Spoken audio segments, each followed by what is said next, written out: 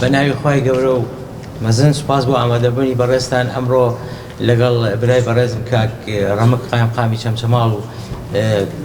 فەرمانبەرانی مۆنومنت و ڕێکخراوەکانی کۆمەڵگەی مەدەنی پێمان خۆش بوو ئامادەکاریەکانی وەزارەتی کاروباری شەیدان بخەینە ڕوو بۆ یادی 4 کە یادێکی شایستە بێت ئیشەڵا و ئەوەی لە توانا و لە دەسەڵات و لە یاسا ڕێگە پێدراوەکانە بێ ئەیکەین بۆ خانەوادەی سەربەرزی شەیدان و کەسوکارەکانیان بۆ زانیاری بەڕێستان ئێمە وەکو وەزارەتی کاروباری شەیدان و ئەنفالکراوان لە دوای کۆبوونەوەی ئەنجومەنی وەزارەت بڕیارماننا کە ئەم ساڵ یادی 4 لە چەمچەماڵ بکرێ بە هەمان شێوە یادێکی کەش لە گەرمیانەکرێ بەڵام لای بەڕێزیان هەر دانانی تاجەگوڵینە و چەند چالاکێکی کابێ بەڵام یادەگەور و مەراسیمەکە لێرە لە مۆنومنتی چەمچەماڵە بێ لە پاش ئەو ئامادەکاریانەی وەزارەتمان لەلایەن بەڕێزان قایمقامی چەمچەماڵ و مۆنومنتەوە سەردانێکی وەزارەتی ئێمەیان کرد هەنێک داواکاری خانەوادەی شەیدان و کەسوکاری ئەنفالکراوان و چەمچەماڵیان پێ بگەیانیانە دەست وەزیری شەیدان بە خۆشحاڵیەوە جەنابیان وەزیری شەیدان ئامادەکار ئەو داواکاریانیان گەیانە ئەنجومەنی وەزیران هەر ئەمڕۆ نەتیجەی ئەو داواکاریە دەرکەوت بە هەوڵ و ماندووبوونێکی گشت لایەک توانرا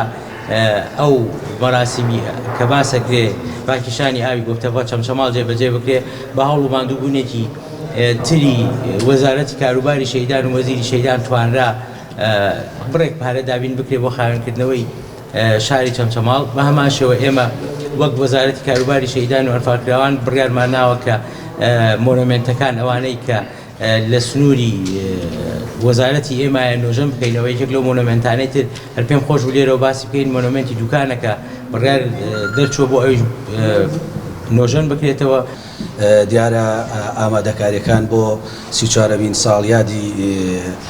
ئەنفال تەواو بووە ڕۆژی 4 کاتژمێر دەی بەیانی لە مۆنومنتی ئەنفال دەست بە چالاکیەکانەکەین ئێمە سەبارەت بەوەی کە ئایا بانگشتی کەسمان کردووە ئێمە ئەم یادە بە یادی هەموو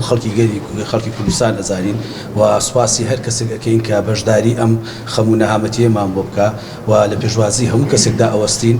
و بانگشتی ڕسمیمان بۆ هیچ لایەن و بەرپرسێکی حکومی و حیزبی نەکردووە و ناشیکەین و لێرەشەوە داوا لە خەڵک ئەەکەین کە